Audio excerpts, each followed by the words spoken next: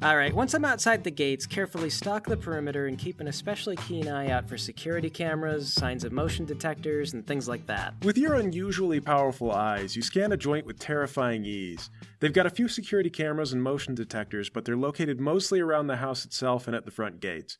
That means you can get into the yard fairly easily by climbing the fence, but approaching the house might be more difficult. Okay, that's external. But the inside security has to be crazier than that. The cost of anything is trivial to this guy, so yeah. Can I see through any of the windows from where I am? Yeah, from the backyard there's a large screen door and a keypad behind it. There's probably a keypad near the front door as well, so you can disarm the system when coming in.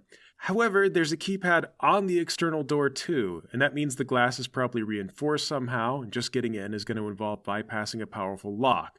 The keypad inside has something on it, and it looks like it might be a thumbprint scanner.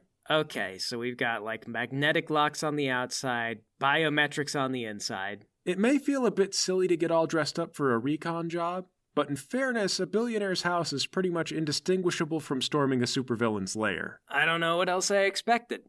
Okay, well this is going to be one of two things. Either too easy or way, way too hard. All the problems in life are like that. Okay, call it off for now.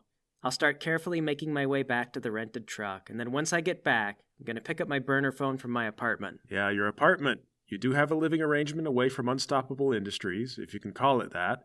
In reality, it's not much more than a single mattress without any bedding, and then a lot of storage space for various disguises, feints, fronts, and tools. Yep, and we're going to look around the city to see which major security companies have offices in New Jersey, Delphia. It's got to be someone large enough to be doing a major custom package like the one that McDonald has. Well, there are 3 companies that you can identify that might fit that description. Well, the next morning I cold called them each. Sure, you get through to someone. Hello, this is Securibuddy. How can I help you? Hi, how's it going? It's going well. How about yourself? Oh, good, for the most part.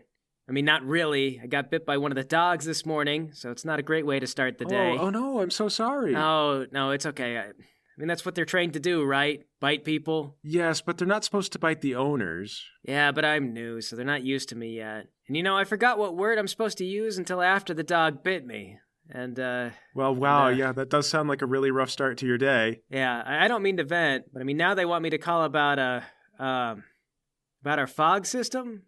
My arm is still throbbing. Oh, sure. Yeah, can I get your account? Yeah, it's under Mr. Kelvin McDonald. Oh, that would be a big one. Okay, do you have the account number? Yeah, let me just, Take your time.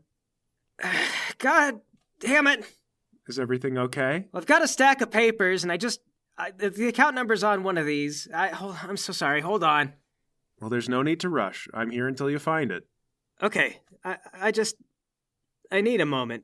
All right, I think I see where you're going with this. So you've got acting, persuasion, and a bunch of other social skills. Can you give me a presence roll, and we'll see if the operator takes the bait. Here we are. Okay, so sounding miserable as you are, the lady on the phone eventually says, "You know what, let me just look it up for you." And you hear typing, you wait a little bit, and she eventually says, "Sir, I don't show an account for Mr. McDonald with us." Are you sure? I'm not seeing anything. Okay, who did you say this was? This is Securibuddy. Okay, I was supposed to... I'm trying to get quotes, but they wanted me to start with the company that we already have. I think I got mixed up. I'm really sorry. Well, that's okay. Do you want me to give you a quote on the fog system? You know what? We would have to go through all the square footage and talk about the layout and stuff, which I've got... I don't know. You don't have that on file, right? No, I'm afraid unless you're a client, we wouldn't. Okay, in that case, I'm gonna call our actual provider like I was supposed to, and then I might call you back after that. All right, I understand. I hope your day turns out. Thanks. I really appreciate it. All right, goodbye. And then I hang up on this place, and I'll go through the same song and dance with the other companies. It turns out the second place you called does have Kelvin on file. It's called Really Real Security Company, and eventually the guy on the line gets to the point where he says, "Well, it looks like you've already got a few fog systems. What kind of upgrades were you thinking about?" Well, that villain Mercury is on the loose, and we don't know what he's after or even what slows him down. We were wondering how much it would cost to set the system up so we can switch between different types of gases. Yeah, I see. I think he's known to be able to turn into fluid. Exactly, which might just make the fog system more of a liability. So, if we have options, it might be more useful. Sure, I'll put together a package for you and then mail you a quote once that's done. Okay, if you can, just make sure that when you send this, can you include how you think our various fog options might impact Mercury based on what we know about him? Sure thing, I'll be able to include that. All right, thank you very much. And okay, now it's time to dress up as Uncle Vasily and pay my old friend Nicholas a visit. You rush downtown, you go through the greeting ritual. It's your Uncle Vasily! Let's go get drinks! Nicholas gets on his shoes and you go out. You get to the restaurant and he says, "So what's on your mind, Paul?" I've been giving a lot of thought to the stuff that you've been saying, and you're right. If I want to make a difference, I can't do it by playing a game that's been rigged to prevent that difference from happening. But I need resources. Money. We all need money. Why not call your wife? After I stabbed her in the back flipping to Rudy, she had to give up almost everything for the plea deal, even if I could talk her back into things. And believe me, I can't. She doesn't have anything we could tap into. Well, I'm sure you didn't call me just to talk about money. That's right.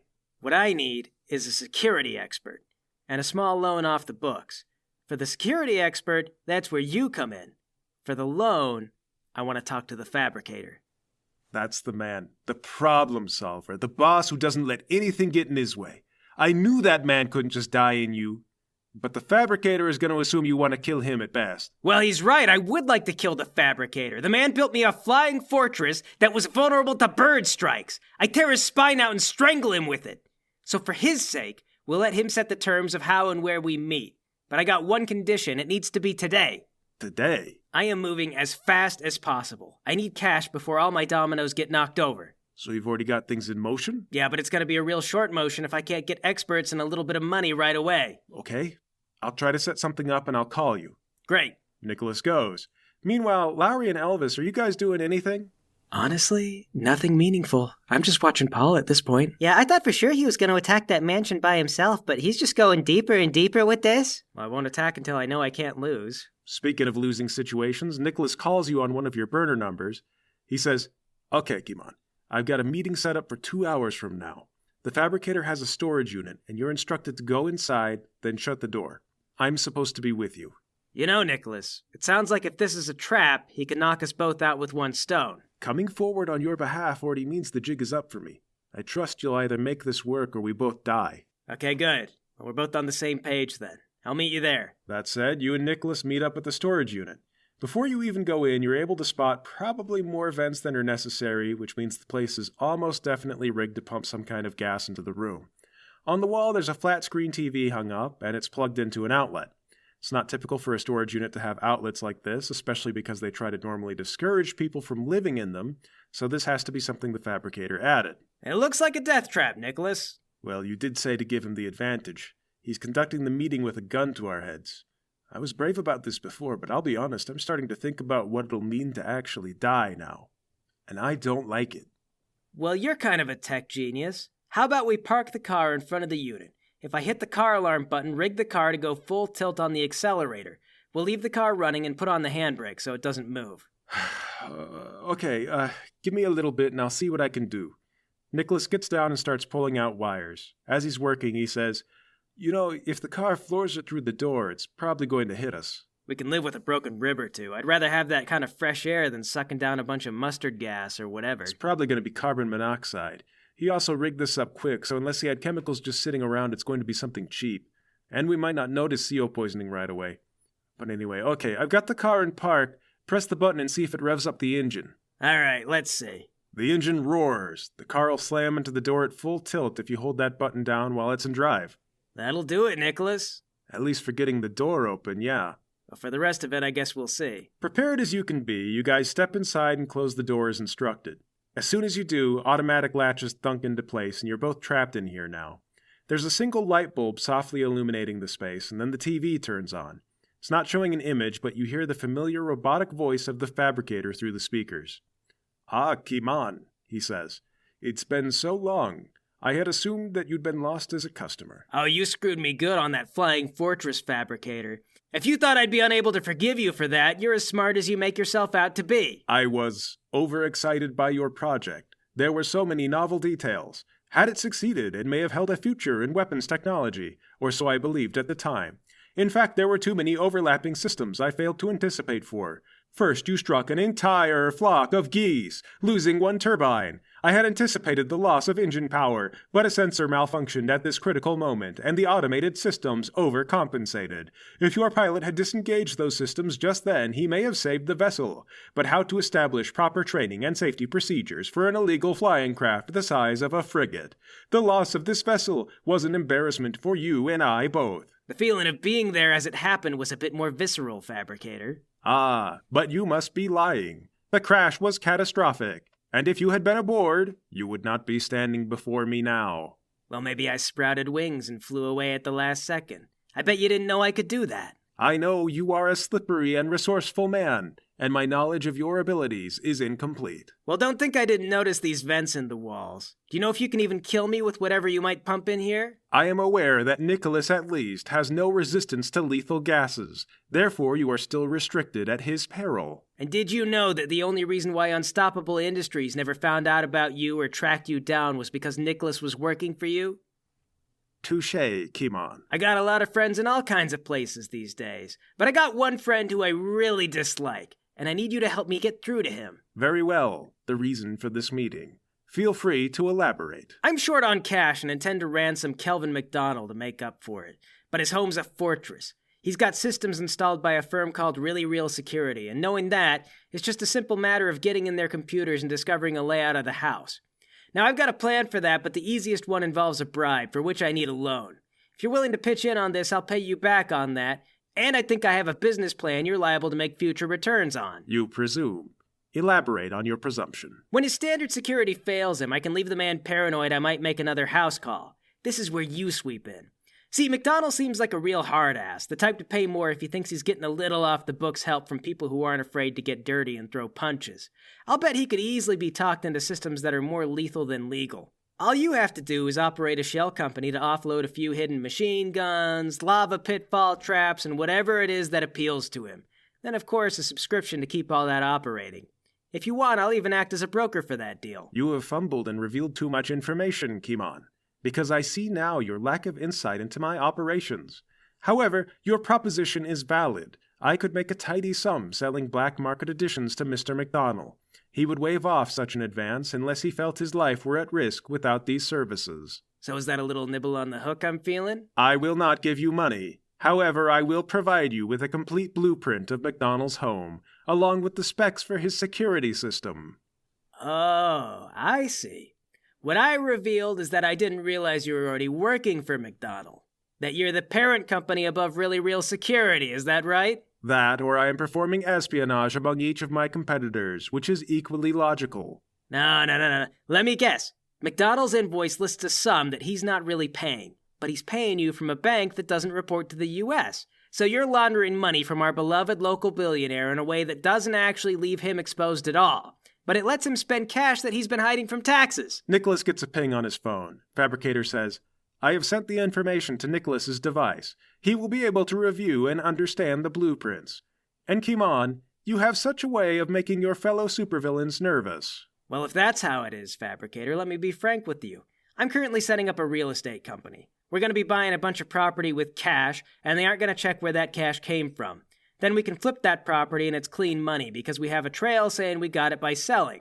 Now here's what I'm thinking. We probably want security for those places, just basic guards to look after the places.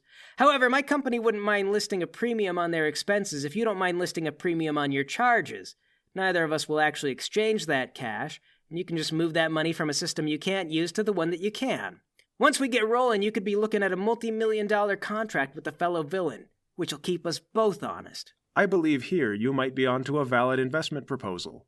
But Nicholas looks up from his phone and he says, Yeah, only problem is, taking on this guy's mansion looks like a suicide mission. You're not seeing any holes? There's secret tunnels, motion sensors, biometrics, backup generators, multiple rooms are immune to explosives. The entire system is self-contained and not connected to any online vulnerabilities. See, this is the dead giveaway, Fabricator. If this weren't your handiwork already, you'd be eagerly pointing out everything wrong with these designs and how you'd get around them. Perhaps I am giving you time to draw your own conclusions. If you cannot do this, then your plan is infeasible. I can't see your face, but I know you're sitting there smirking as we realize there's no waltzing past something that you built.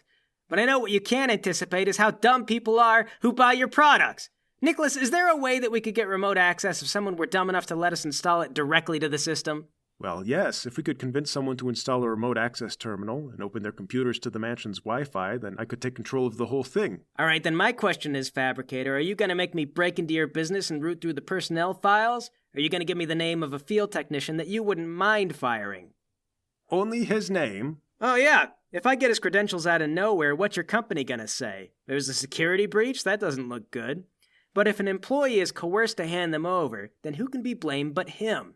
And then I got one final question. Do you want to loan me $100,000 or do you want me to make this all stick and no carrot? Very well, Kimon.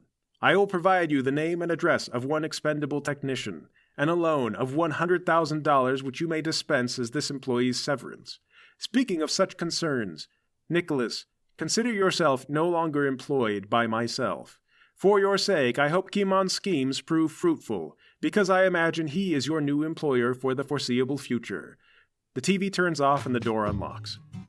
I open up the door into the dying light of the sun. Nicholas, from now on, Kimon is no longer the pet dog of Unstoppable Industries. Instead, we're just gonna be unstoppable.